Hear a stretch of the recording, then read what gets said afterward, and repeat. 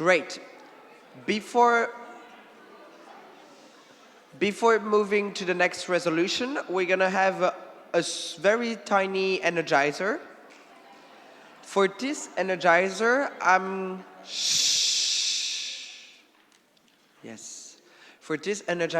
going to call 2 delegates to come join me on stage. And I'm going to call Ibai from Draw 1 and from ITRE 2, I'm going to call Martin. You can come here.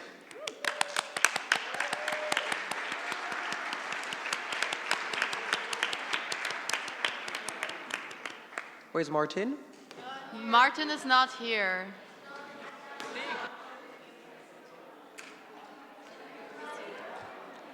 That is a bit problematic here. Aisha, do you know where's Martin?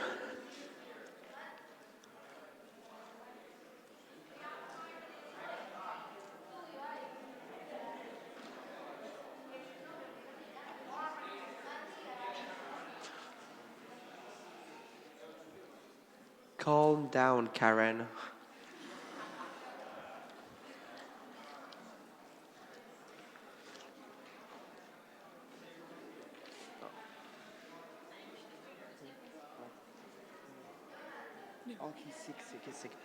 Okay, so we're just gonna have Ibai for this one. And so it's a repeat after me / sing-along song. And yeah, you can come here. And I think it starts, you definitely, I think, played it in the past. And it started with, Happy birthday to you. Happy birthday to you.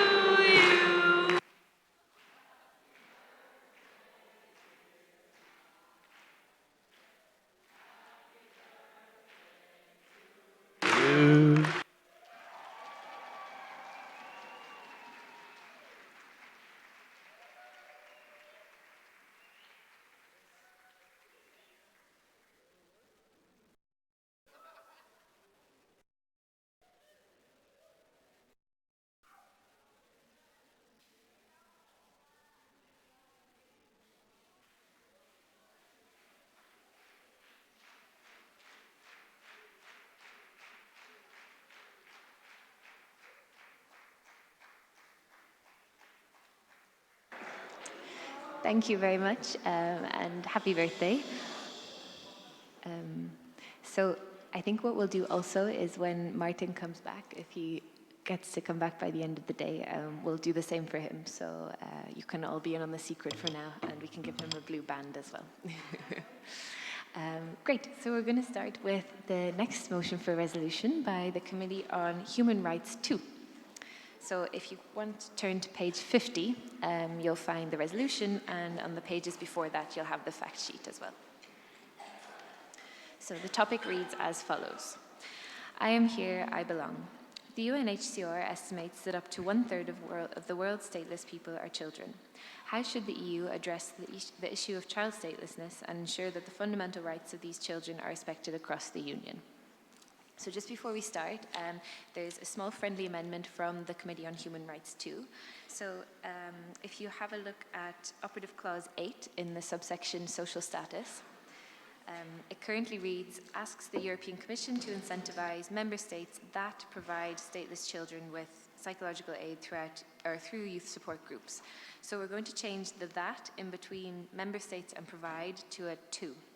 So it now reads, asks the European Commission to incentivize member states to provide stateless children with psychological aid throughout youth support or through youth support groups. Okay? Great. So without further ado, I'd like to invite the Committee on Human Rights 2 to present a proposition speech. If you're ready. Great.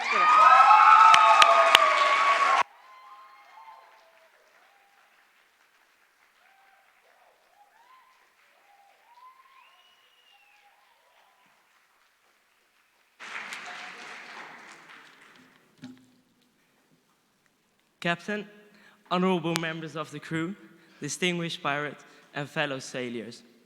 I am here and I belong, but so many children do not.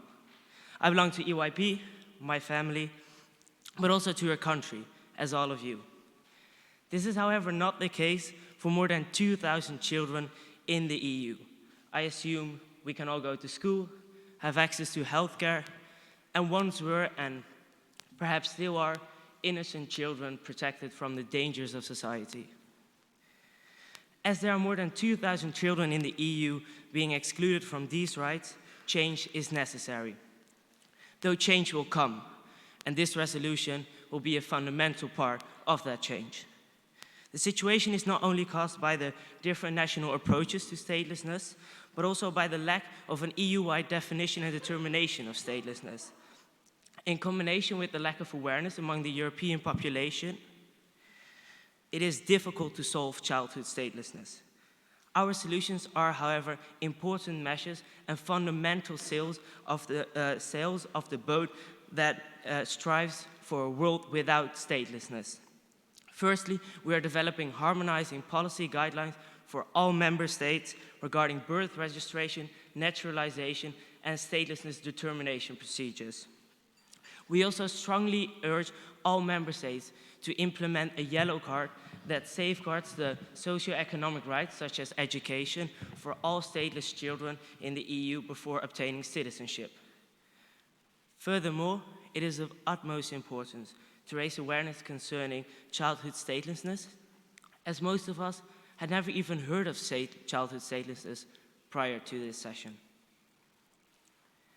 In conclusion, let us do everything we can to save these innocent, harmless, but stateless children from the invisible prison in which they are being excluded from society. Let us do everything we can that they belong to.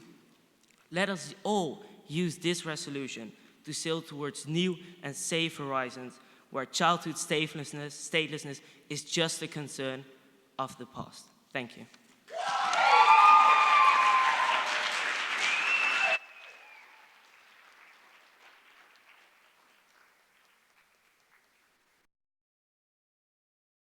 Great, thank you very much.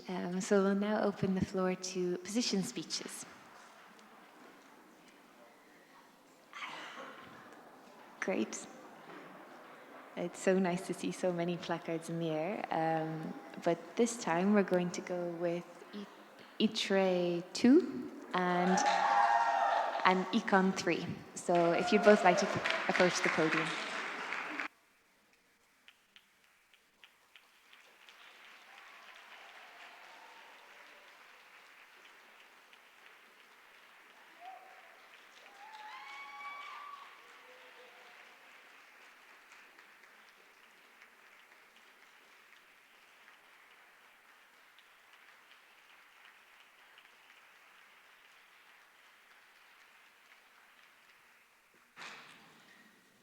Dear delegates, members of the board, and honorable guests, stateless children are born in a world in which they will face a lifetime of discrimination. Their status affects their ability to learn and grow and to fulfill their ambitions and dreams for the future. Draw True is trying to give these children a chance to succeed in their lives and to minimize the gap between stateless children and children that are officially registered. I believe that they are doing this on a very right way.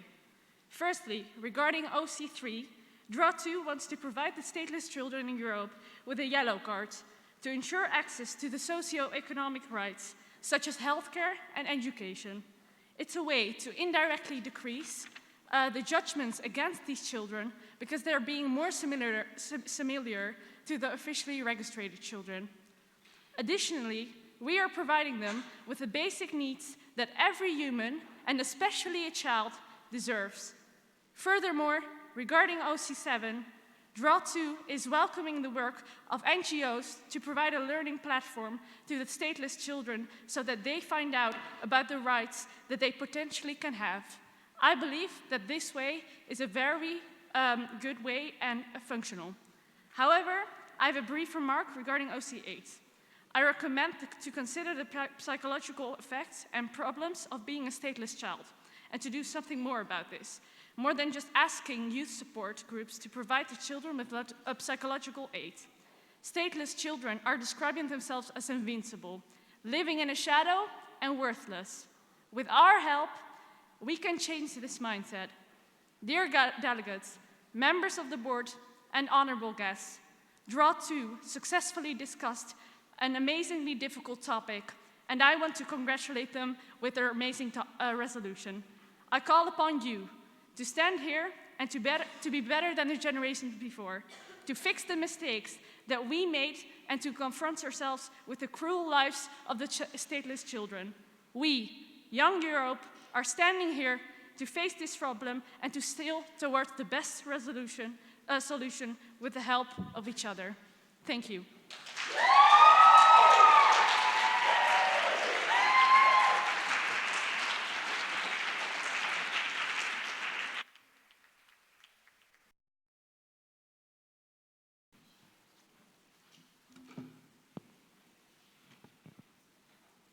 Honorable members of the board, distinguished delegates, I'd like to report a crime. 2,100 children won't be decorating a Christmas tree this year.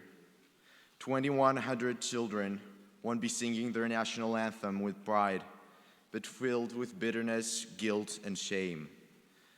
2,100 children won't be sharing homemade food with their families today, tomorrow, and the day after tomorrow. Some of them may have even lost their families during the toilsome journey they have been through. Do you want to know the reason? It's called child statelessness, a thorn of shame for European society, for the society we want to build. So I'm sad to announce this resolution does not do justice to the plight of those children. Reading through this resolution, you'll find out that only 4 clauses refer to the EU, 4 out of 11. So I have a question for the proposing committee. Should the EU transfer its responsibilities to others, remain silent while there are thousands of stateless children outside? Furthermore, clauses 2 and 7 do not provide for any solutions at all. We can spend a lot of time appreciating and welcoming actions, but this is the easy thing to do. But we should not opt for the easy things to do when we want to solve such a complex issue. I would also like to point out the absence of preventive measures, which is a glaring omission in this resolution. And as we all know, the most effective way to deal with statelessness is to prevent it from happening. The closest thing to prevention mentioned in this resolution is Clause 4, Subclause B, which is sadly an overly simplistic solution to a problem which is not simple at all. If we could provide nationality so easily, there would be no problem to solve. But the EU cannot wave its magic wand and make all the problems disappear. So the thing is, are we willing to solve this issue, or are we too complacent to deal with it? Because when this conference ends, all of us will get home, but stateless people won't. Thank you.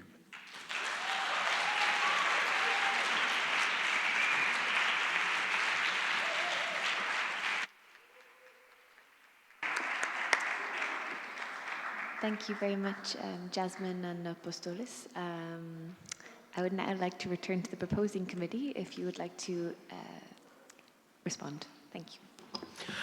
Thank you for your recognition.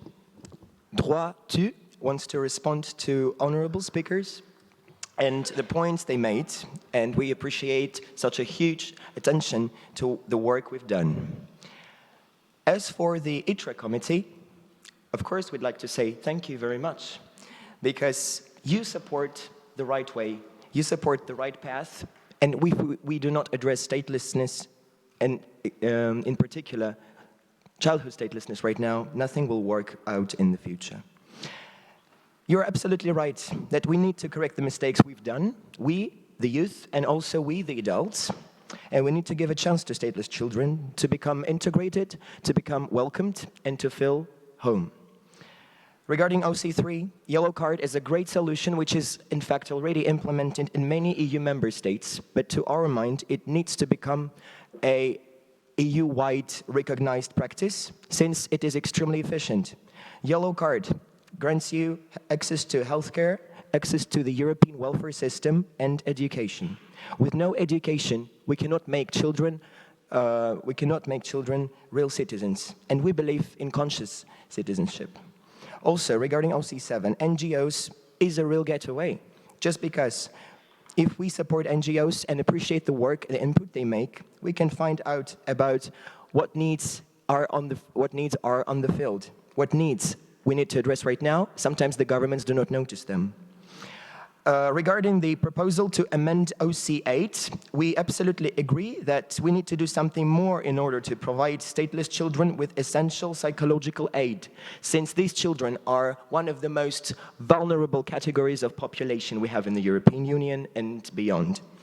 That's why we could consider an amendment which would include also not only voluntary psychological aid, but also professional aid provided by doctors and hospitals. As for the speech delivered by Econ Committee, we'd like to point out that our resolution does not focus only on the European Union, since statelessness has many more reasons which go beyond the territory which the European Union comprises. For example, after the fall of the Soviet Union, many people became stateless and they still live on the territory of the European Union. But we cannot tackle this problem without taking into consideration the rights of such people, the rights of such categories of population. For example, in Latvia, we've got non-citizens who are not considered citizens in full sense, and that's why we need to tackle this issue not only on the European level, but also with cooperation with other countries. As for the absence of preventive measures, it is completely wrong and probably misunderstood, just because yellow card is one of the greatest advantages our resolution proposes. As the expert from the UNHCR who visited us kindly, he told us about this system in Spain, and Spain is at the forefront of combating childhood statelessness. That's why we urge the European Youth Parliament to spread this practice and make it a common practice all over the place. Vote for us. Thank you. Thank you very much, Madam. So we're now going to open the floor to the first round of open debate. So we'll first take a point from ITRE 3. You're recognized.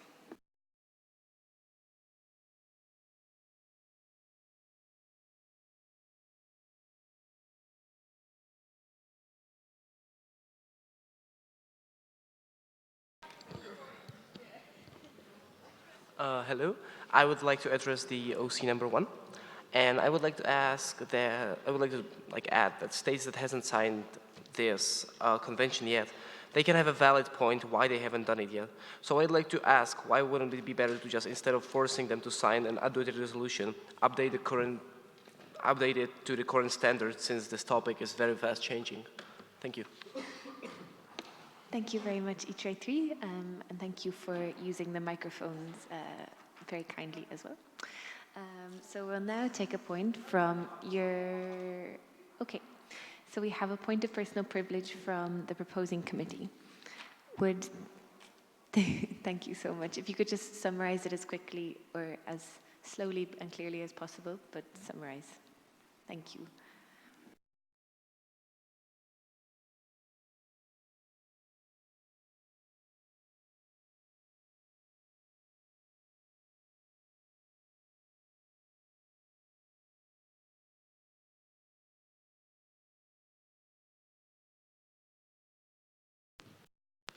I would like to apologize if I wasn't understood. I was just asking, why do you want to force states to validate a resolution that is 6 years old, and instead of updating it to current standards, since the topic of statelessness is so vastly changing? Thanks. Great, thank you very much. So we're now going to take a point from your sister committee, ITRE 2, followed by Econ 2. So ITRE 2, you're recognized. Thanks for the recognition. I would like to refer to the OC number 11, where you encourage the member states to include stateless children into the census.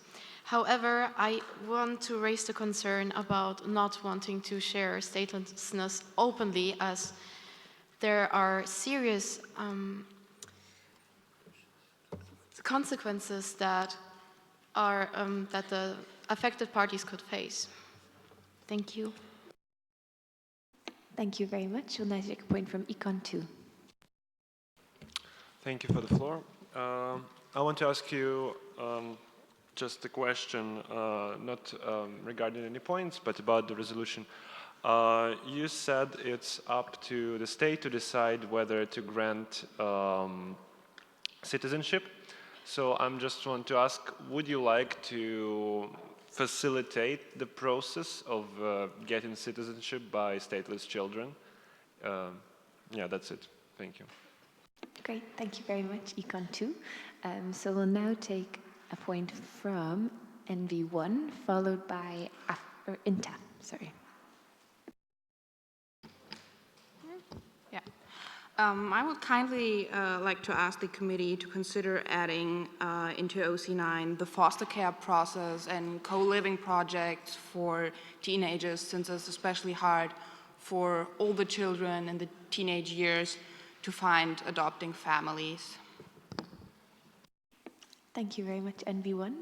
As promised, we'll now go to INTA for their point. Thank you for your recognition. Thank you, DRA2, for your resolution. However, in your OC number 1, you do suggest member states to ratify the 1954 and 1961 conventions. And in your OC number 4, subclause B, you also mentioned kind of preventive measures. However, I feel like you haven't really tackled quite an important part of the issue. How are you going to ensure that the number of stateless people in the EU decreases, so no more families have to suffer from these serious difficulties anymore? Thank you. Thank you, Guillermo. We'll now take 2 last points of this round of debate before returning to the proposing committee. And they're going to be, so we're going to get an economic perspective on this resolution from Econ 3 and Econ 1. So Econ 3, you recognize. Often when a child is stateless, this happens because the parents are stateless, making the children automatically not eligible to indeed gain a state. So these parents and children are often from minority groups, like refugees and Romas. And I would suggest that the committee would amend or add an OC identifying parents of stateless children first in these minority groups in order to identify these children and grant them the so-called yellow card. Thank you. Thank you very much. As promised, we're going to take the last point of this round from Econ 1, and then we'll return to the proposing committee. So Econ 1, you recognize. Thank you so much. I have a question on OC4B. Could this OC not result in a separation from the child from its family, if only the child is granted a nationality? Great. So we have a direct response from Afet I saw first. Libe, if your direct response still applies afterwards, I will accept that as well. Thank you for recognizing me. I would just like to clarify to the delegate that just because you have a different nationality stated on your birth cert or your passport than your parents doesn't mean that you will be taken away from your parents. It's quite common, especially in a union made up of a lot of different cultures and countries, that one parent might be of a different nationality to the other, and you might be born in one country, and it doesn't mean you're going to be taken away from the parent whose nationality doesn't match your own. Thank you. Thank you, Aidan. We'll now take, so Libe will take your direct response. Thank you for recognizing us. Of course, it will not affect in families being separated, but in terms of nationalities, we know that citizens of different countries basically have different rights because different states recognize different rights. And if one of the family members has different citizenship than the other, it comes up with different problems in the family that can be very easily tackled if we have the same citizenship. That's why it would have been better if the families have the means to have the same citizenship in order to prevent all of those problems. Thank you. Great, thank you very much. So we have a few direct responses. Duatu, if it's okay, we're going to come back to you to respond to this round anyway. So if I take one more direct response and then we can come back to you, okay? So I believe Dwa 1 was first, so we're going to take your direct response and then return to the proposing committee, I think.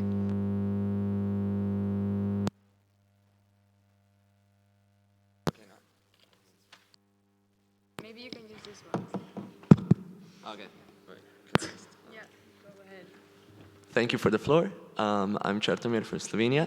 I would like to point out that the whole problem with statelessness is that stateless people do not have the same rights as people who are citizens of a country. So wouldn't it be better to just give the child citizenship status, even though their parents do not have citizenship status, so at least the child has rights while their parents do not? Thank you. Great, thank you very much. So as promised, we're now going to return to Duatu to respond to this round of debate. So Dua, you're recognized. Duatu.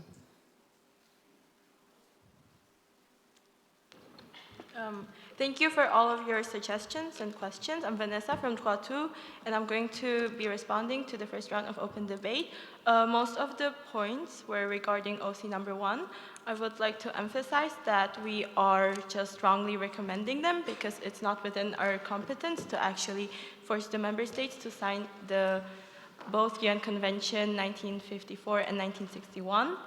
Also, to our knowledge and experts' knowledge, it is the most comprehensive agreement and a legal one. So and also a problem is that after signing it, they would actually have to effectively implement it, which we are trying to resolve in other OCs. Also, a lot of, okay. Regarding to the question concerning OC 11, it would be effective in combination with OC 6, and there was another question concerning OC number 6 that actually before this whole procedure, we wanted to inform you that we would like to prevent stateless children who are applying for the stateless status from being detained or deported. Also, answering the question from Econ 2 when they were asking about identifying youth, we would do that by late birth registrations in OC4B. And thank you for Aidan from AFET for directly responding to questions from Econ 1. Great, thank you very much, Duatu. So we're now going to open the second round of debate with a point from NB2 followed by ITRE 3. So NB, you're recognized. Thank you. Regarding OC 7 and 8, how are the stateless children going to be reached? As in your ICM, you acknowledge that there is a lack of data regarding the stateless children. Thank you very much. So ITRE 3, as promised.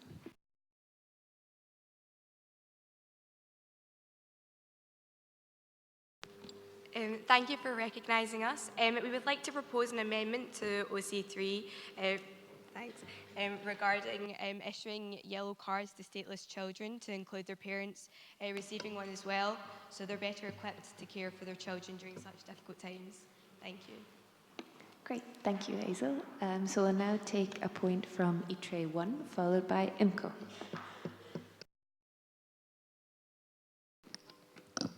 Thank you. So my question is, don't you think that it's going to be more effective to provide psychological support, not in the form of youth groups, since those young people might not even have a family and they have real traumas? So don't you think it's going to be effective to help them in other way? Okay, thank you very much. I'm talking about OC number 8, just to clarify. Great, thank you. So we'll now go to IMCO. Hello. So regarding OC 10, which is media campaigns. Have in mind that this is not a topic when an informed and aware individual can do an impact. I mean, a single civilian cannot make a child to receive a citizenship. So why are you suggesting media campaigns that are aimed at individuals? Are there really no other suggestions better than media campaigns to solve the problem in an IS? Thank you. Great. So we have a few direct responses. I saw Droit 2 first, so we're going to return to the proposing committee just to have a quick response to this. Thank you for recognizing me. Regarding the media campaign, it is very regarding stateless children and foreign children. Xenophobia is a big problem because people don't really know those children. So to get them to know them, we do that via media campaigns. And the thing is that if you look, for example, at climate change is something that is also done by the politicians, but by raising awareness, people were protesting, there were demonstrations, and politicians realized that they had to take action. And via media campaigns, we are trying to achieve the same thing. Thank you. Great, thank you very much, Droit 2. So we're going to take the direct response from ITRE 1, and IMCO, if your direct response still responds to the previous direct response, then I'll also recognize you as well. So ITRE 1, you're recognized. Thank you for the floor. I agree with your position towards the media campaigns, but I also believe that these kinds of media campaigns are already in place. And so I would love to ask the proposing committee for a more innovative or efficient way to get the regular people to know the actual status of these people. Thank you. Thank you, Guillermo. So there doesn't seem to be any more direct responses. We're going to continue with the points with a point from Empel. My name is Luke Percy from Empel Committee. So regarding OC7, subclause A, don't you believe the status of these stateless children and the legal implications would be too hard to explain to them at such a young age, and which wouldn't really solve the problem of integration and marginalization? Instead, we believe it can have a negative impact on their mental health since they'll be unable to fully grasp the situation they're in. Thank you. Great. Thank you, Luke. No. So we're going to take a direct response from IMCO. Yes, you're recognized. Telling children at such a young age can be a bit harsh. However, if the earlier you tell them their status, the better it is for them to actually take hands of their own lives. So it is harsh, but it's for their own good. Great. Thank you for that direct response. So we're going to take the final point of this round before returning to the proposing committee. So Droit 2, if you want to already prepare to respond to this round of debate. And we'll take the last point from your sister committee, Droit 1. You're recognized. Good morning. Thank you for recognizing me. Regarding OC7A, I think that making online platform for children to learn about their stateless status, has no sense, because I mean they are children, and I strongly believe that children should live their childhood painting, playing, reading good books, not knowing that they are stateless. That would really affect their psychological health. So it's better to have someone responsible of them, even if they are like 16, 17, which are not really children. They are like in the age that they understand, but that will really affect their psychological health. So thank you for the recognition. Thank you. So we'll now return to Droit 2 to respond to this round of debate. You're recognized. Thank you for the recognition, and thank you for all the constructive points of debate we just received. In regards to the first point from NV2, stating that how are we going to reach these children, because in our ICs we admit there's a lack of data, but I would invite you to look at OC11, where we state that we would be encouraging member states to actually gather more data. So these work in conjunction with each other. Going to I32's point, we will consider that amendment that it shouldn't be more aimed at children. The third point was from ITRE, I believe, and it was regards concern about the youth groups, how they may not be suitable, they're not professional enough, as you were stating, young people shouldn't be telling young people about this, but that's not exactly what we meant by youth groups. There obviously would be trained professionals and adults there. It wouldn't be 18-year-olds or 15-year-olds telling 2-year-olds about statelessness. It would be trained adults. Thank you for the direct response answering that question from IMCO. Another issue was from ITRE, who stated that why would we have these media campaigns when they're clearly not working? We would say that we were lucky to have an expert come in from the UNHCR, and he stressed the importance of media campaigns.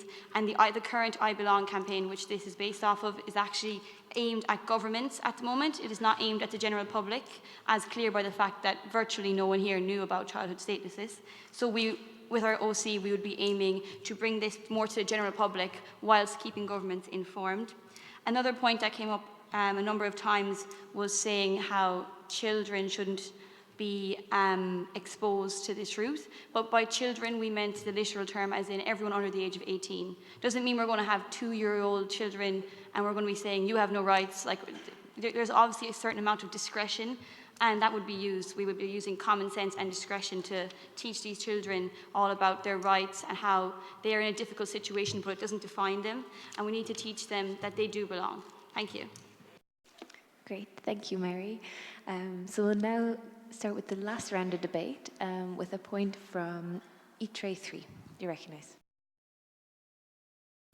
Thank you for recognizing us. So in your third OC, you suggested providing stateless children with a yellow card, but what about their families without whom they cannot use the privileges they offer fully? Thank you. Thank you, ITRE 3. So we'll now take a point from Econ 2, followed by AFET. Okay, before going to Econ 2, we're going to take the direct response from NV2. Thank you for the recognition. I believe that this point has already been made and answered very good by my fellow delegate in the AFET committee, that providing children with this yellow card, enabling them to exercise the rights that they should be given, is better than to not give them to anyone in the family. And also, this would enable the entire family to take care of their child right. As a parent, I don't think that anyone would deny their child the right to health care. Thank you. Great, thank you very much. So, as promised, we're going to take a point from Econ 2. Thank you, honourable board members. I would like to draw your attention to OC9. Obviously, adoption is such a crucial aspect of the topic that the honourable committee members were responsible of addressing. However, when we look at OC9, it is certain that the OC is not sufficient enough to indicate clear action on the topic.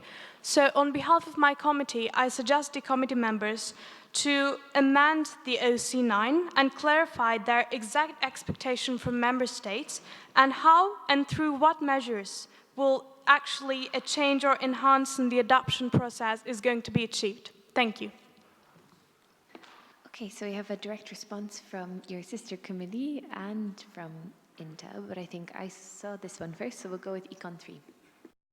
Thank you for the floor. We just want to build on this OC and ask, how could a stateless child be adopted without a single document that establishes their identity, bearing in mind that they most of the time don't have proper documents with them, considering that they're not in their country of origin? Thank you.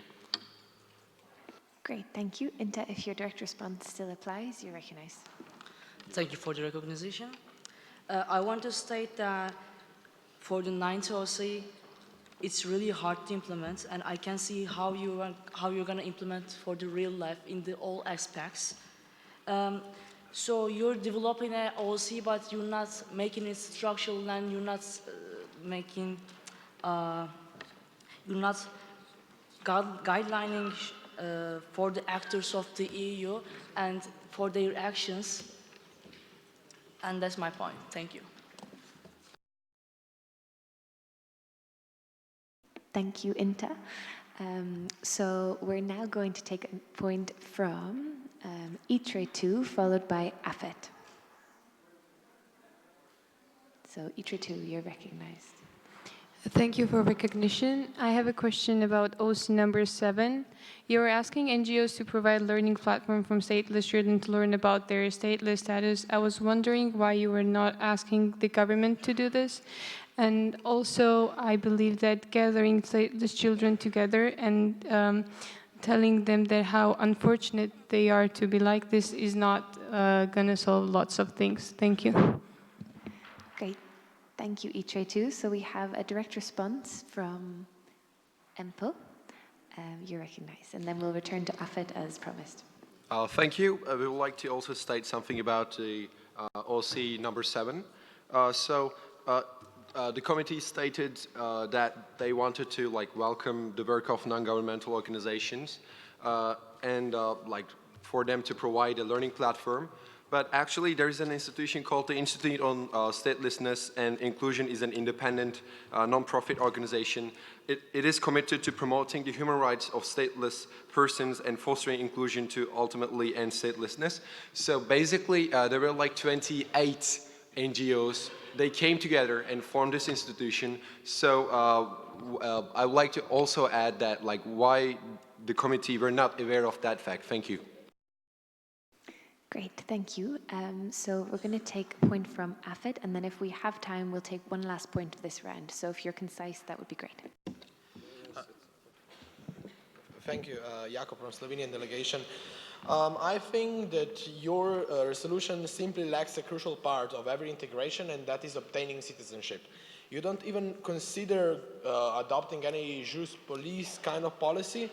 And besides that, you haven't even mentioned 67th article of the Treaty of Functioning of the European Union that actually establishes third country statelessness policy. You haven't even used that. Besides that, you have a resolution about children, and you haven't even mentioned education. That's simply necessary for stateless people. Thank you. Thank you. So we'll take one last point, if it's a concise one, and it's going to be from Libe. You're right. Thank you for the floor. If you could kindly look at Clause 8, you stated that stateless children could be given psychological aid through youth support groups. What kind of support groups were you thinking of, seeing as we are talking about children who have endured trauma of sorts and who are experiencing identity crisis in all shapes and forms? We can't seriously expect children to open up about something that is so complex and difficult to fully comprehend, especially at such a young age. So I suggest you further specify what this support group would consist of. Thank you. Thank you very much. So we'll now return to Droit 2, and while your fellow committee member is responding to the debate, you can already start finalising your amendment if you would like to propose one, and yes, start thinking about that. So Droit 2, you're recognised. Thank you for the recognition regarding the first point made by ITRE 3 on the OC. 3, our resolution and point of our committee wasn't exactly focusing on families, but exactly on the childhood statelessness. And as it was said in a direct response, providing for a part of family is still better than providing for none of them. So going on the second point made by Econ 2 on the OC9 and the following points made on OC9, our point about adoption is ensuring the availability of it, because right now in many member states there is no possibility to adopt stateless children, so we wanted to emphasize that, and only that. So moving on to moving on the points made on OC7 on the why non-government organizations, we want to ensure their availability and them being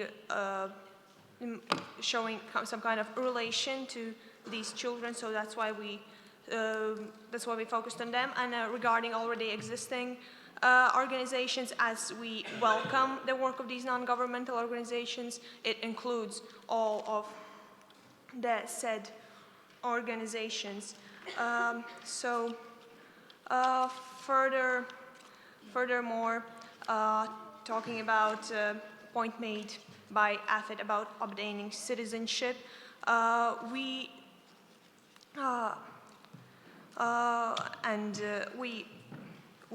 do have points like for OC4B that focus on this issue, and also about gaining education. We strongly disagree that our resolution has nothing to do with it, because there is OC7.B about obtaining basic schooling, and also OC number 3, which urges member states to provide stateless children with a yellow card to ensure the socio-economic rights such as healthcare and education. So we do have it in our OC. And finally, regarding the fact of why do we want to choose youth support groups, we want to emphasize the civil initiative and once more provide a learning platform for the stateless children to relate to and have a welcoming environment. And also we strongly disagree that these children shouldn't learn about their state, because we do not promote ignorance in any way. We want them to learn about this in a way appropriate for their age and social standing, but we do not think that it will be in any way beneficial for them not to be informed about their state and not have any legal or social weapons against their issues. Thank you. Thank you very much, Duatu. So if you're ready with your amendment, it would be great if you can just take a minute to make sure that you all agree and send it to the board. And while Duatu are doing that, if you want to just reflect on the points that were made in this round and have a look at the resolution again, and while we wait for the summation speech.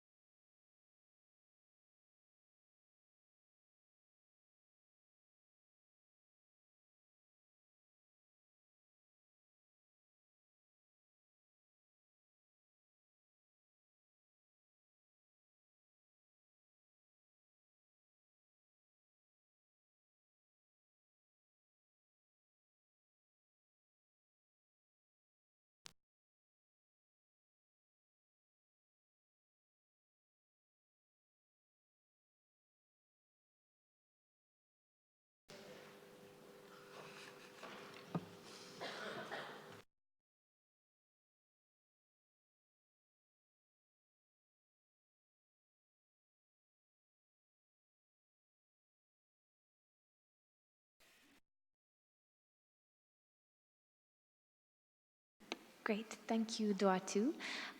So just before I read out the amendment, if the delegate who is going to deliver the summation speech, if you could already walk up to the podium to be ready to go. Great.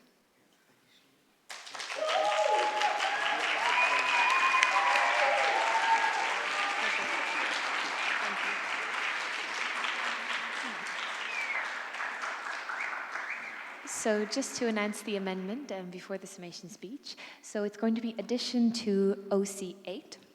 So the OC reads, asks the European Commission to incentivize member states to provide stateless children with psychological aid through youth support groups. And the amendment will be the addition of the phrase, and individual professional appointments with psychologists. So the full OC reads, asks the European Commission to incentivize member states to provide stateless children with psychological aid through youth support groups and individual professional appointments with psychologists.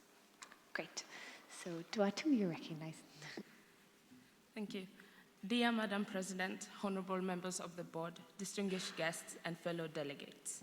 In 1972, Anne-Claire was born in Mozambique. Unfortunately, her parents abandoned her, rendering her stateless. However, due to the uncomplicated adoption process back then, Anne-Claire was adopted by a French citizen at the age of 3, gaining her French citizenship. If Anne-Claire didn't get adopted, our lovely delegate Mathilde wouldn't have existed, and our mother would have disappeared in the shadows of childhood statelessness. Anne-Claire is one of the 2,100 stateless children in Europe who lacked basic rights for the first few years of their lives. She is considered to be one of the lucky ones. Unfortunately, there are many children in Europe who have been stateless for the majority of their lives and will unfortunately die stateless unless we do something about it. Lack of a common EU-wide definition of statelessness and the unwilling of some members states to sign and ratify both the 1954 and 1961 conventions have unfortunately worsened the situations for stateless children across Europe. Children who lack nationality have limited access to basic human rights such as education, healthcare, and freedom from discrimination. Due to their lack of official documents, stateless children are put in greater risk of violence, abuse, and worst-case scenarios, human trafficking. These children are isolated from our society. This isolation often leads to lifelong discrimination that only worsens their mental health and that can induce psychological trauma.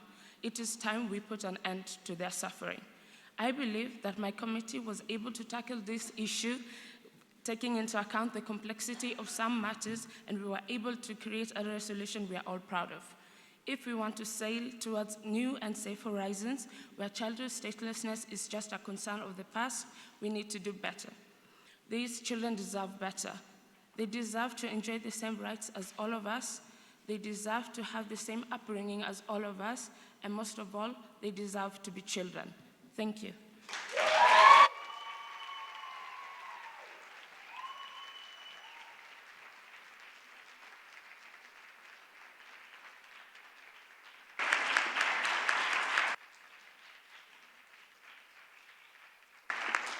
Thank you, Michelle. So we'll now take the votes. So if chairs could, as quickly as possible, collect votes from committees, and as usual, don't submit them on GA stats until we say go. Thank you.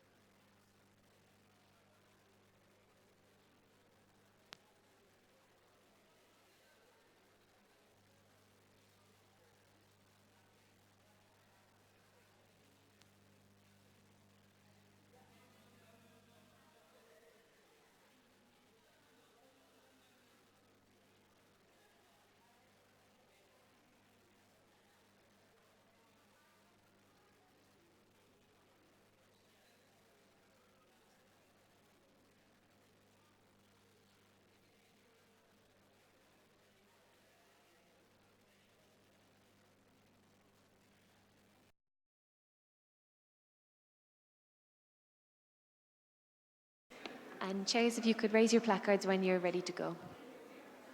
The quicker we do this, the quicker we'll have lunch, so.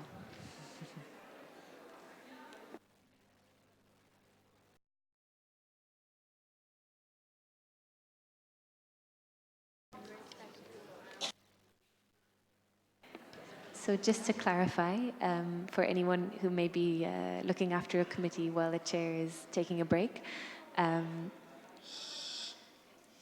don't submit the votes until I say. So you can gather them and put them in, but then don't press submit until I say so. Great. So I think we probably have everyone almost. So if you'd like to now submit the votes, and we'll see how DOA 2 goes.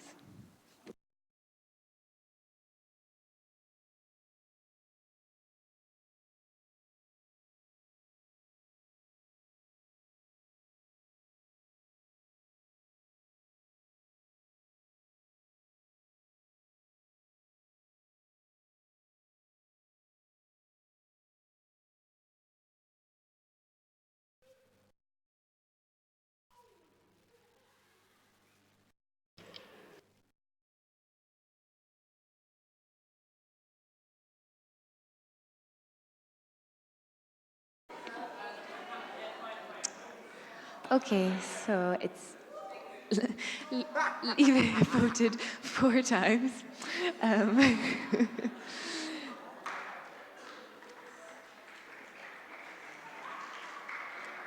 But I think you can see that it's very clear that the Committee on Human Rights too have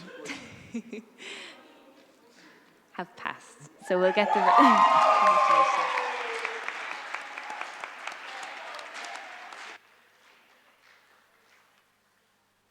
So we'll get the full votes for you now. Just some technical difficulties. Great. So I'll hand over to Saka.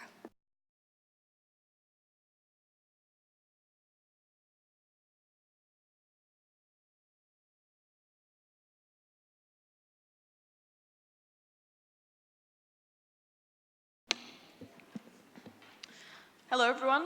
We'll now move swiftly on to the next debate, which will be on the motion for a resolution by the Committee on International Trade. And the topic reads as follows. TTIP repeat or clean slate? With the Council having adopted 2 new mandates for the European Commission to begin negotiating a trade agreement with the US, how should the EU approach the negotiations to avoid talks breaking down while not compromising its commitment to the multilateral rules-based system? So I'd now like to ask someone from the proposing committee to make their way up to the podium for their proposition speech. Inta, are you ready? Fantastic, you're recognized.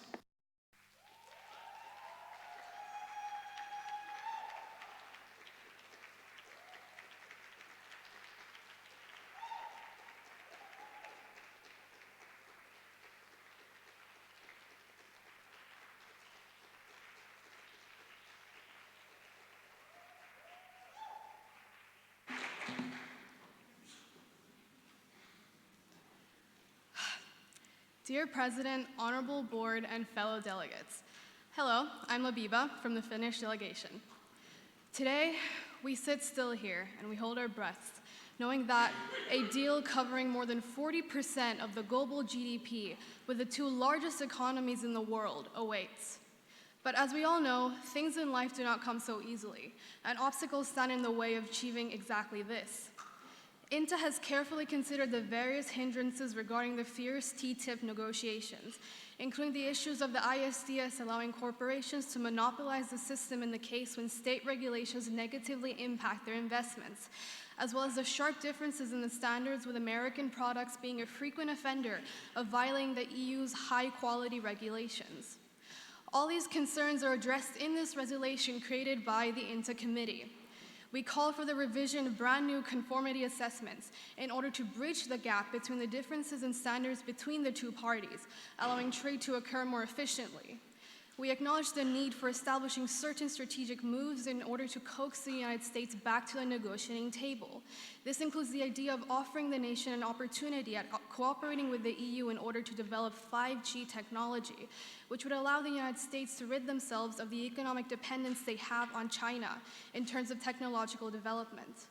We propose the creation of an advisory commission which would aim to facilitate the process of dispute settlement between corporations and states without legal interpretations that go beyond the original intent of the ISDS system. And finally, in addition to the interpretations, in addition to the publishing of documents, transparency is increased by diversifying the advisors consulted by negotiators through the coupling of corporate interests with representatives of various civil society groups. The resolution utilizes a holistic approach, considering the short-term actions that need to be taken to establish the talks in the first place, and then painting the direction towards fruitful negotiations, which will lead to the EU securing the most important trade deal of our lifetimes. INTA hopes any and all misunderstandings will be cleared up during the rounds of debates and encourages all committees to propose possible amendments. Thank you.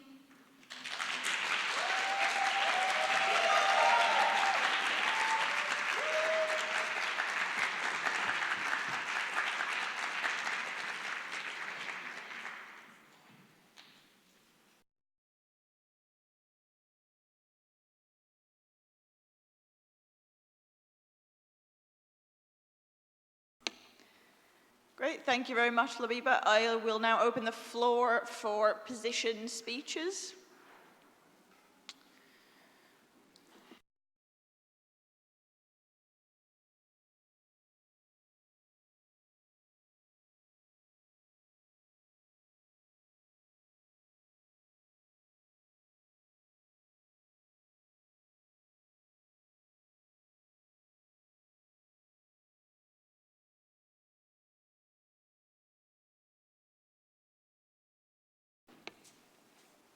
Okay, I'm going to be taking the position speeches from AFET and row 1.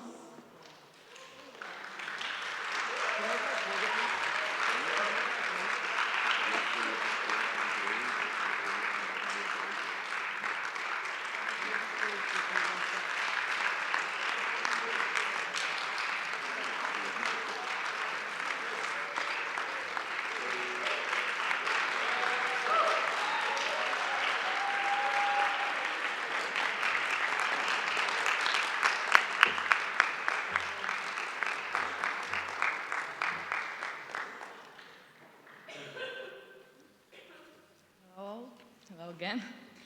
I am Iris from Albanian delegation. So, dear members of the board, fellow delegates, I would like to take our time to appreciate INTA's resolution. EU relationship with the US has always been complicating, striving one another. As everything near complex, it is hard to find the right solution to solve it, but our fellow delegates from INTA committee have done that successfully. OC4, 10 and 12 are great suggestions that increase living standards of citizens of member states and US, making so possible the cooperation between both parties by mutually increasing living standards. As complicated as their topic gets, they manage to stay on topic and find accurate solutions, suggesting the creation of an MRA on agricultural products on OC1. My fellow delegates, INTA's committee not only tried to give examples on their solution, but managed to find long-term solution as OC8 to improve international trade policy. In conclusion, I hope all of you read carefully the resolution and vote for it. You should be the first step to acknowledge the trade relationship with the US and to start a clean slate with them. Thank you.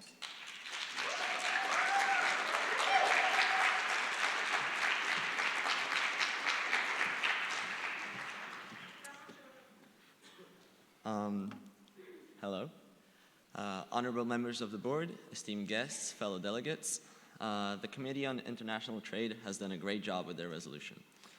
The issues which they have outlined in their ICs will mostly have been solved with the implementation of their resolution. Clauses such as number 2, which would amend and modernize the agreement on agriculture, as well as number 10 and 12, which make important information available to the consumer and attempt to optimize environmental standards so as to postpone our planet's demise, are very important and I believe, well, the best part of their resolution. However, some clauses are detrimental to the European Union's status on the global stage. OC6, for example, which aims to lower taxes on American digital services, which would increase US influence in Europe, while there are no clauses which would result in more European technological exports to America. I believe that a new clause should be added, a clause which would put pressure on the US to decrease their own taxes on European digital services. These negotiations are extremely important, and while a compromise with the US should be our first priority, this compromise must be exactly that, a compromise. It must be beneficial for both parties and not favor one over the other. I believe that with my amendment, INTA will have achieved this goal, and I urge you to vote for their resolution after they amend it. Thank you.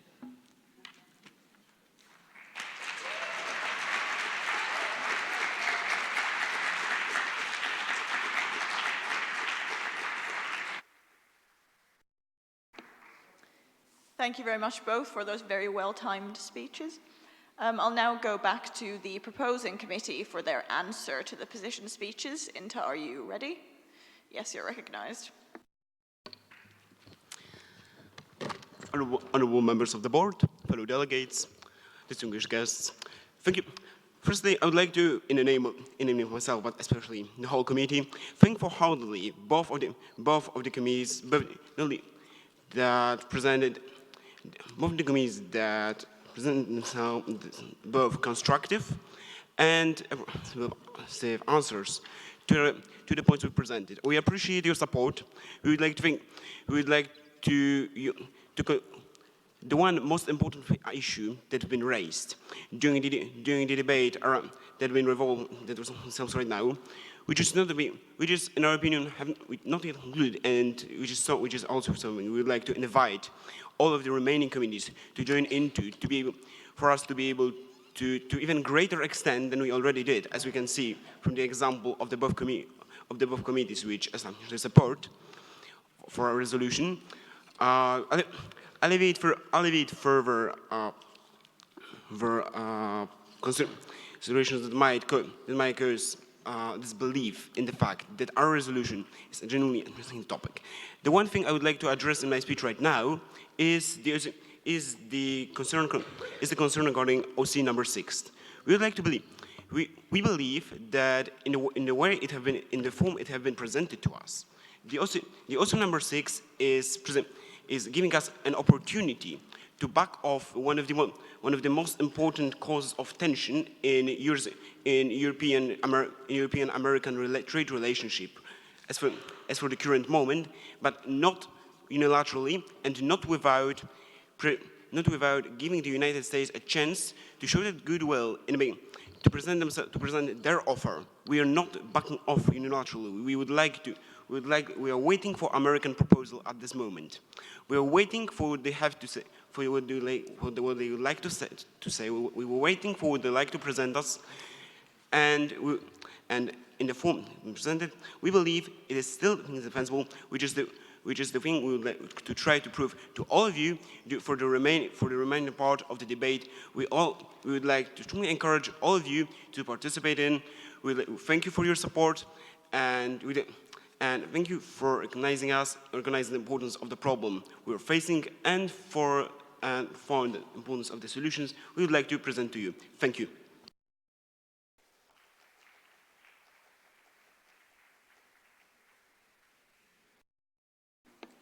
Great, thank you very much, Jakob.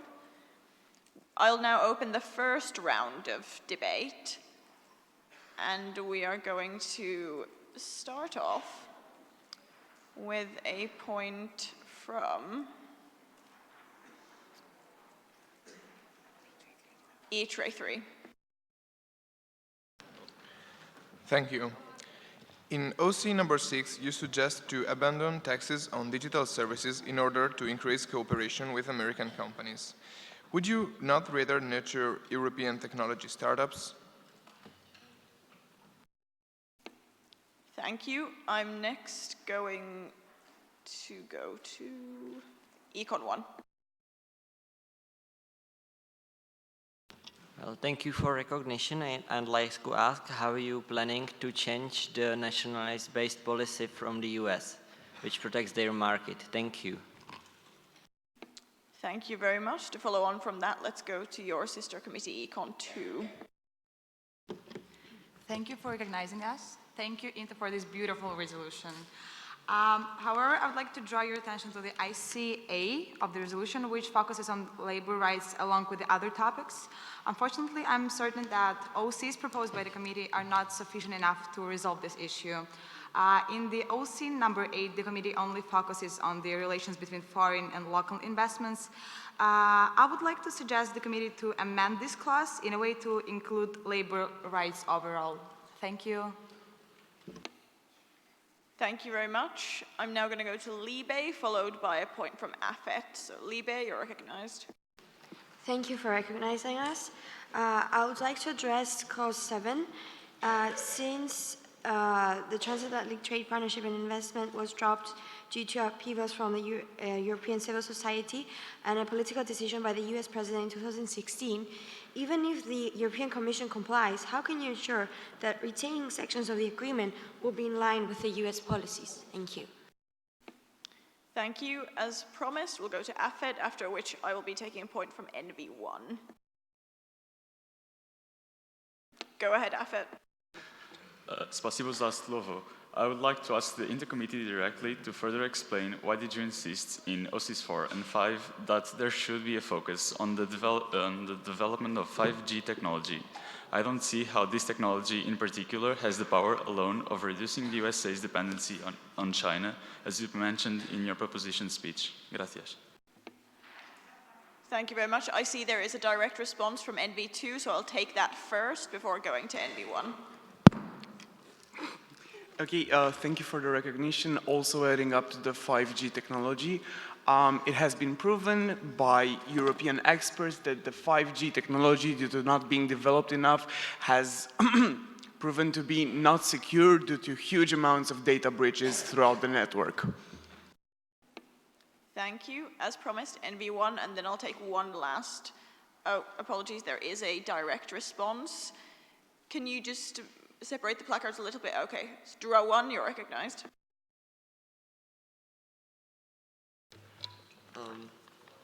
I believe that the reason that OC 5 exists in this resolution is exactly the point you pointed out, that 5G technology is not ready yet to be used, and that funding for research has to be increased so that we can use it more. Thank you. And now, as promised, NV1.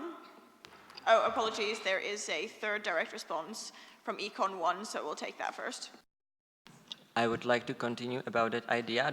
If you want to have funds more, and the main producer of 5G technology is from Asia, are we going to support the Chinese companies which are mainly developing this technology? Thank you. Thank you. And now NV1, thank you very much for your patience. Go ahead. Actually, I will take this chance to congratulate INTA for OC number 2, which is of major importance, and its mention of World Trade Organization makes a clear connection to an important solution. Thank you. Thank you. I'm now going to take the final point in this round, and it's going to go to EMPL, and then I'll come back to the proposing committee. So EMPL, go ahead. Thank you for recognizing me. I have a point regarding OC6 too. So how could you guarantee that abandoning Levine attacks on digital services will not cause more losses than benefits for European economy? In our opinion, removing taxes won't help member states, and on the contrary, American technology companies will make profit. Thank you. Thanks very much. I see there's two direct responses. I saw Econ 2 first, so I'll take that. Absolute jazz hands to what was just said there. My God. Currently, Apple are worth more than €1 trillion, Amazon is worth more, and now we're trying to say that we should take down the taxes on them? A massive problem in Ireland in 2016 was that when Apple repatriated products back to their own country, our economic growth went up by 26.5%, and we had a hearing for the ECB. This caused so many problems for the Irish economy and showed that we could not handle it. And now we are simply suggesting that we ignore this and embrace the massive American corporations. This is just not the way to go forward. And it's not like they can't afford the taxes here. Thank you very much.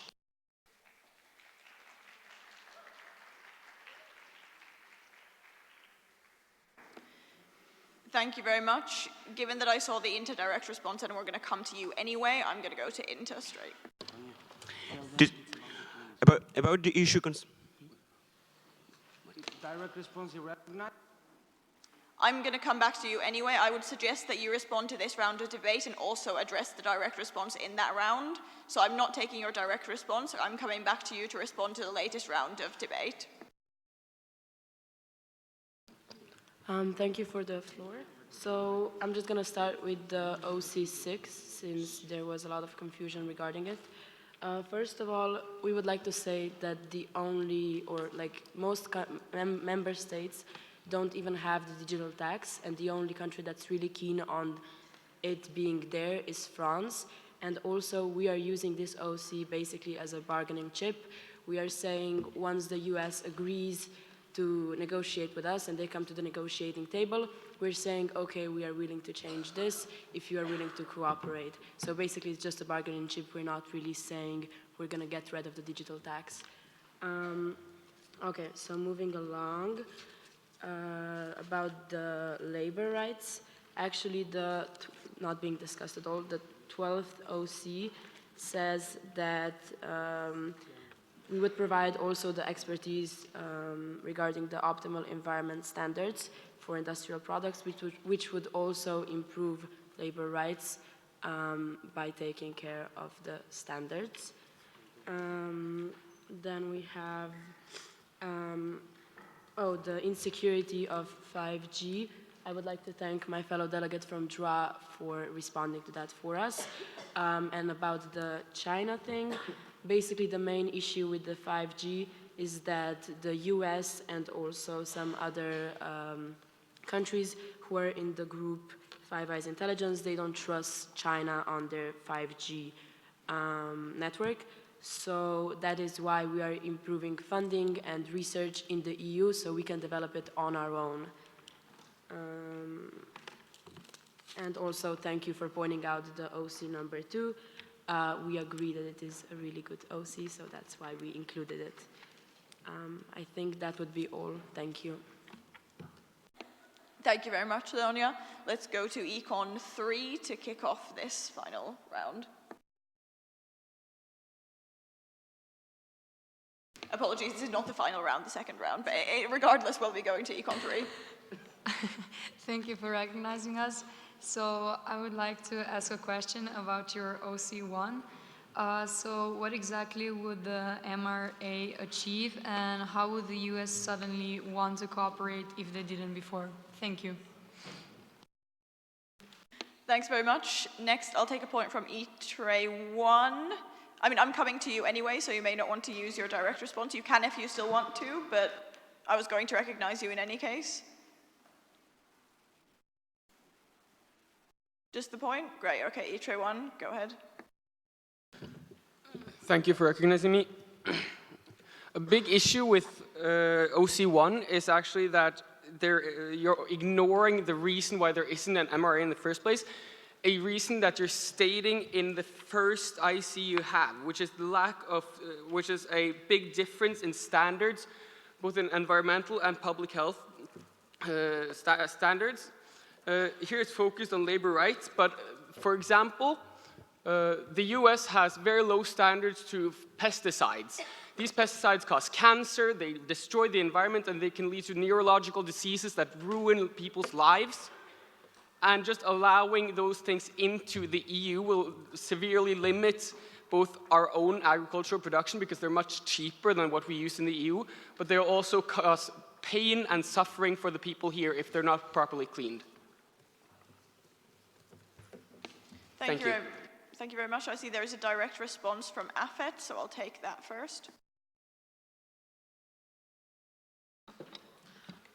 Yeah, I would like to say that I completely agree with this point. And furthermore, what I find even more dangerous is that there's excessive usage of antibiotics in the farming in the States. So it is definitely not a good idea to do this. Thank you.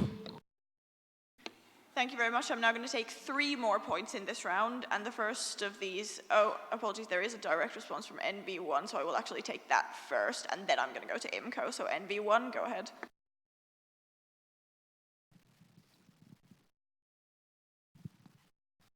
Thank you. I'd like to agree with my fellow delegates, and I'd like to warn the committee on international trade that I agree that it's good to compromise, but we can't compromise what we stand for. We can't compromise the safety of our citizens. We can't compromise the job losses it might create. We can't compromise on everything. We have certain principles and we have to stand for them. And these problems are too big to just overcome by signing an MRA. Thank you very much. Thank you very much. And as said, I'll now take a point from IMCO.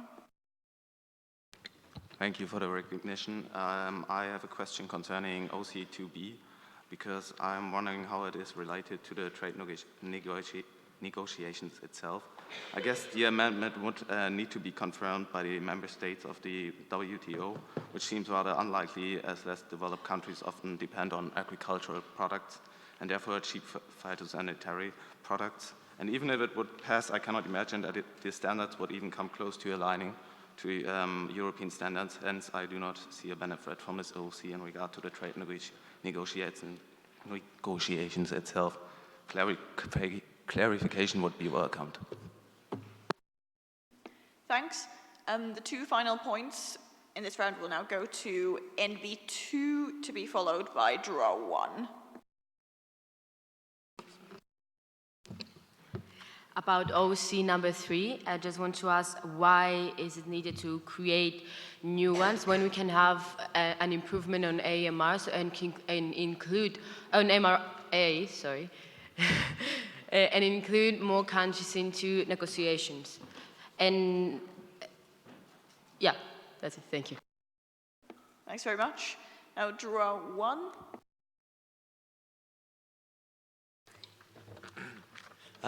Hey, it's me again. I would like to come back to OC number 6. I believe that most people in this room believe that this OC either has to be amended, changed, something added to it, or completely removed because it is not in the interest of the EU. Thank you. Thank you. We'll now go back to Inta to respond to that round of points. Inta, are you ready to respond? Excellent, you're recognized. Thank you for giving me the floor. I'd like to start by responding to Econ 3 about OC1. They questioned whether or not an MRA would be effective. And recently, an MRA between EU and US about pharmaceutical companies developing new medicine has proven extremely effective, and we've agreed to negotiations and mutual inspections on both sides. Then, to move on to OC2, which caused a lot of disturbance, NV1 raised this question, and I want to clarify that OC2 is asking the US to compromise the agricultural trade if they are unable to raise their standards, such as AMR present in a lot of meat imported from that country. If it doesn't meet standards, it will obviously not be imported. Furthermore, 2B about the minimum standards of products, that's mainly to set strain on the US to conform in the long term. In the short term, if they are unwilling to compromise, it will not be included in the trade agreement. Now about OC3, asking about appealing to the EU Commission, it is to investigate a new conformity assessment. Of course we want to implement it, but we have to check to see if all parties are okay with it. The whole point of this debate is to come to a conclusion together with the US and not just on our side. Now, finally, responding to Droit 1, I'd like to, about OC6, this, as my previous delegate had said, is a bargaining chip to be used at the trade negotiations. We want them to increase their standards for agricultural products, but in order to do that, we need to sacrifice something. If we sacrifice something that is blocking a lot of US companies, such as the digital tax on digital services, that would be a great motivator for them to join us. If the US doesn't conform to what the EU wants, we will obviously be forced to keep this tax in the member states that it is currently being enforced. Thank you. Great, thank you very much, Wiley. Now, for this third round, I'm going to start with a point from Econ 3.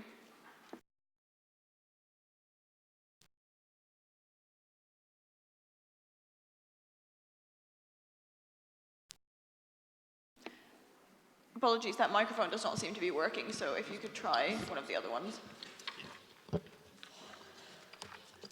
Thank you for the recognition. Despite how deeply alarmed the committee claims to be about the European Commission's willingness to trade principles of sustainability for a concrete agreement with the US by importing unsustainable fuel types as per ICH, I'm rather concerned about their lack of response to this issue, either in their OCs, either in terms of prevention measures or even just caution against this action. So I would appreciate if the members of INTA could address this issue. Thank you. Thank you. I'm now going to take a point from E-Tray 1. Thank you for recognizing us. I wanted to ask to the proposing committee to point out at which point they ensure that the European Union commitment to the multilateral rules-based system is respected. Because as far as I've seen in the all international trade policies you have proposed, the European Union is the only one to have to concede something. Where is the US part in this agreement? Why are we the only ones who have to do something as European Union? Thank you. I'm next going to go to Libe. Regarding OC number 5, studies of the Association's Roman alert from Switzerland indicate potential health implication with using 5G. Is there a particular reason why the resolution has completely disregarded this? Thank you. Thanks. I'm now going to take the final 2 points in this round, the first of which will go to EMPL, and then I'm going to go to IMCO. Thank you. The right honourable gentleman just mentioned something about sacrificing during a trade agreement, and I would like to point out something about that. So when you're trading, you don't sacrifice your own people or your own companies. I would like to point out an example. Think about it. You have a father, he has a company, he is European, he is living on the European soil, and the Americans are coming in and just saying that, we have decreased taxes, so we make even more profit than you, so your father is actually facing bankruptcy. Okay, this was the first thing. And I'm totally fine with US trade agreements if it's in favor of the European Union. However, I think because of the tax thing here, like on OC6, the US is actually making the European Union dependent on them. In my opinion, the European Union has enough power to produce for itself. If it wants to sacrifice, it's totally fine. But the European Union is an independent organization and it has enough power to produce for itself, for its people. Thank you. Thank you. And now for the final point. Or not, given that we have a direct response from Econ 3, which I will take quickly before going to IMCO. Thank you very much for recognizing me. I just wanted to fully support that argument.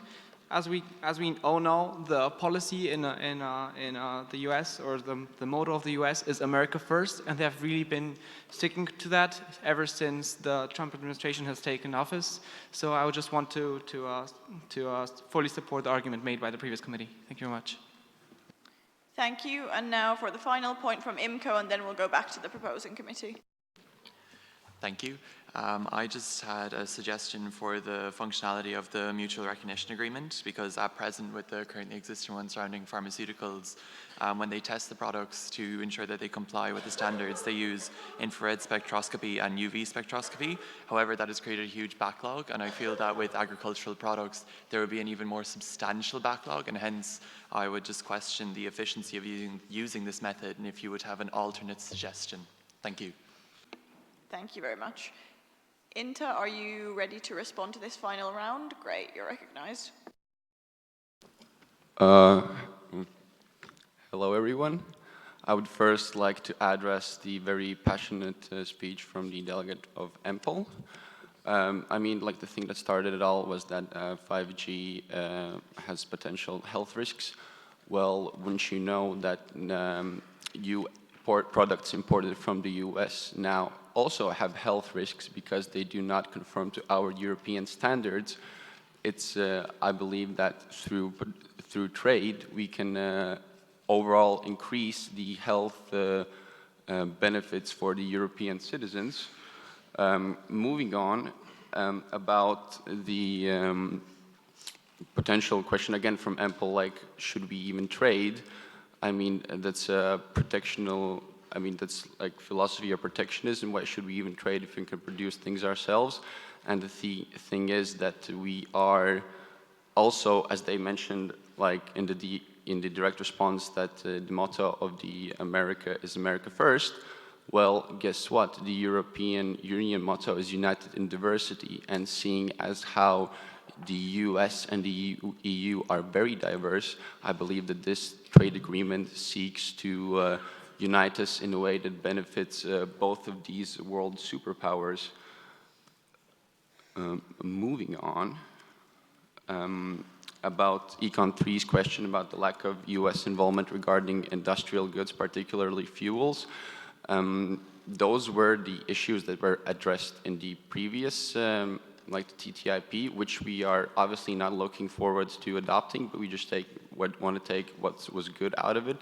That was the things about industrial goods, and the tariffs, and also our main focus right now is on the agricultural products because they are now of more importance.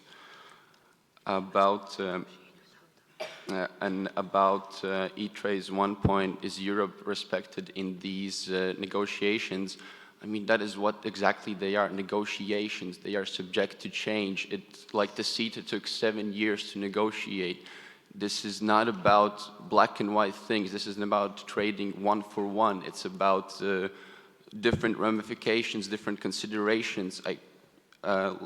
It's going to take a lot of time and a lot of variations, but I am sure that in the end of it, the EU will benefit from this trade agreement. Thank you. Thank you, Reynes. I'll now give Inta a minute of time for you to think of a potential amendment if you wish to make one.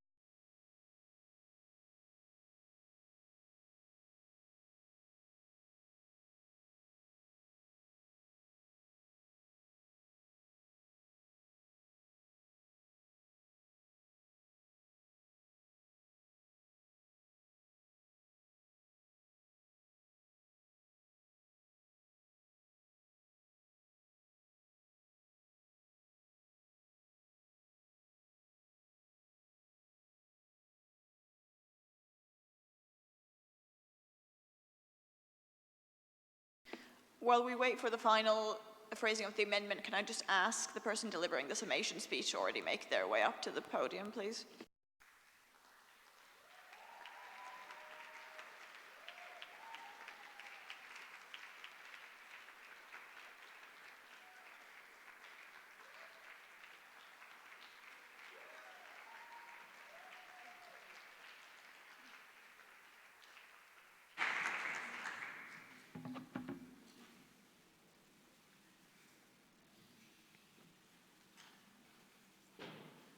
Okay, so quickly before you begin your speech, so the amendment will be to clause 4, which will now read, encourages the European Commission to further enhance economic cooperation with the US through the expansion of the research on 5G networks and communication technology in the EU.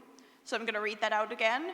So we are amending clause 4, which will now read, encourages the European Commission to further enhance economic cooperation with the US through the expansion of the research on 5G networks and communication technology in the EU. Thank you very much, and go ahead with the summation speech. Thanks. Honorable members of the board, distinguished guests, and fellow delegates. Agreeing and disagreeing are two fundamental parts of our daily lives. Every single one of us, everyone in this room, actually, all the participants of the IS Valencia 2019 are here because we all want one thing. We want our voice to be heard. We want to be respected, achieve something. We want to express our opinion. We want to discuss our different opinions. We want to agree on things, find agreement, so to say. We want to get to a common ground during debates, negotiations. We that are all of different nationalities, coming from different countries and cultures. And guess what? We also do succeed. As cheesy as it sounds, we come to agreements during our negotiations. We find solutions. Despite any barriers provided by language or culture or being of opposing opinions. And you know why this concept works? Because we pressure each other into agreeing with one another? The comparison that I'm about to draw might be a very far-fetched one, but still, here goes. Same as most of our participants, the EU and the US might not have much more in common than the U they both have in their abbreviation, and the fact that they're both equally part of this world, although they're not of the same nationality, don't have the same culture, and one consists of countries called member states, and the other one of literal states. But however different those two bodies might be, it is of certainty that the EU and the US are capable of coming to an agreement during their trade negotiations, as long as the steps that we are strongly advising the EU to take in our resolution are thoroughly met. In theory, agreeing is not something hard. It's the steps that lead up to the agreement that are tough. Perhaps it would be a bit too enthusiastic to say that we, the EU and the US, are close to finding an agreement, but I definitely say that we are indeed heading into the right direction. The street sign that we have just passed says, "For a sustainable trade deal, continue sprinting straight ahead." Sustainable. A very powerful word. But this is exactly what we want. A sustainable trade deal that will last for many years to come. Both parties, the EU and the US, agreed that this is the outcome we want to have. This now leaves us with the question of how. How are we going to achieve this? Well, guess what? You have the answer to this very difficult question laying right in front of you. In our resolution, we mentioned numerous ways how to accelerate on this road that we're on, and thanks to the amendment on OC4, we now also have also fixed the broken wheel that we seem to have. At this point, I and the whole committee of INTA would very much like to thank all of you for your points made during the discussion and the constructive criticism that we received. Geographically, it might not matter what unfortunate environmental issues are taking place in the US, but if one sees it from the perspective of morality, it definitely does. We all live in this planet, and that we call Earth, and as it doesn't seem like we're getting any new planet anytime soon, we have to work as a unity. Because when discussing such diverse matter, one can never forget that while the aim of agreeing on a trade deal is of course partly to take advantages from it, however high those advantages would be, a planet that is dying, a malfunctioning economy, or of another part of the world, nor a decrease in labor security in the EU are the right price to pay for them. In fact, nobody should pay for it. We have to do this together as the unity that we are, because only working together as a team, so to say, can pay off in the long run. Give advantages to both the EU and the US. As a result of that, I'd now like to ask you, all of you, to join us, the Committee of INTA, and vote in favor of this resolution. Thank you.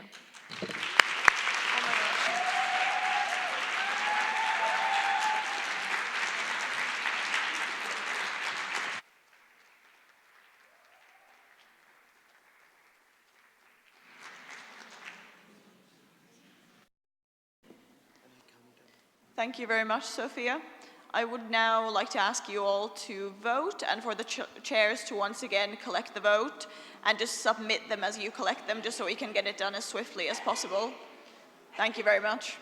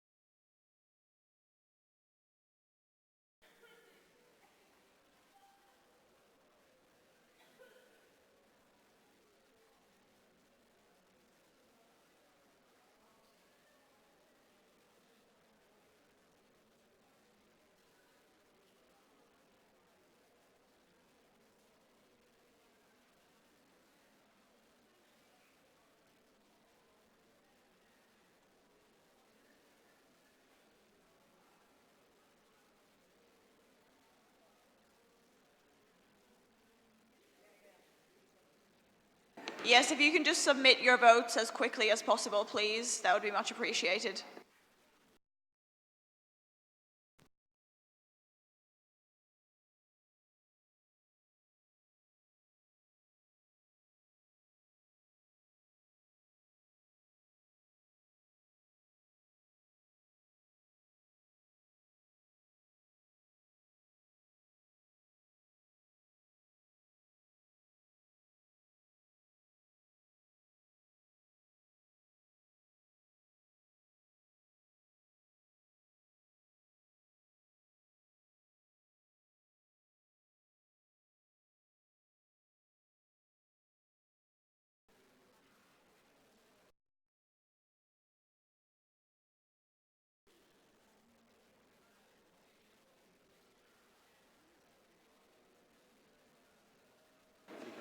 ITRE 2 and DRO 1, we are still missing your votes. If you could please submit those.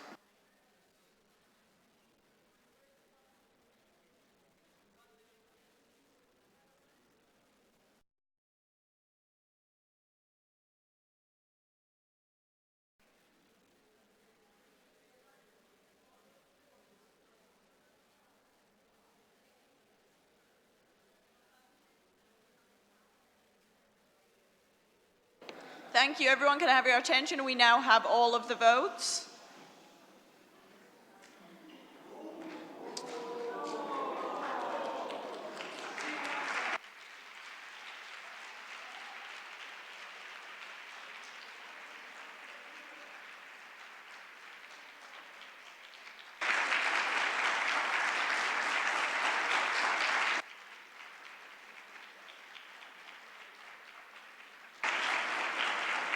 Yeah.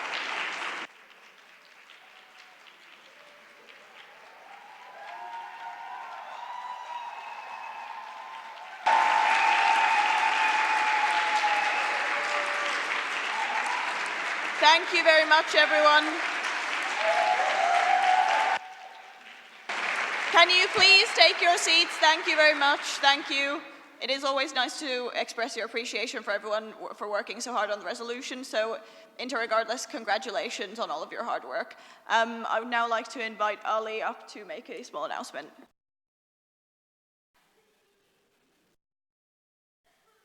Hello. Sorry, I'm not too dressed up just yet. So what's going to happen now before you head to lunch is we're going to go outside and turn left. The media team members will guide you, and we're going to go in front of this beautiful building to take another one of those photos that we did earlier. If you remember, you formed the EYP letters. We thought this is a beautiful venue. We kind of want to show it off. So you guys don't have too much time for lunch since this debate was pushed back, and we don't want to take too much of your time. So if you can move fast with us, and once you're there, the journos will help you get into formation.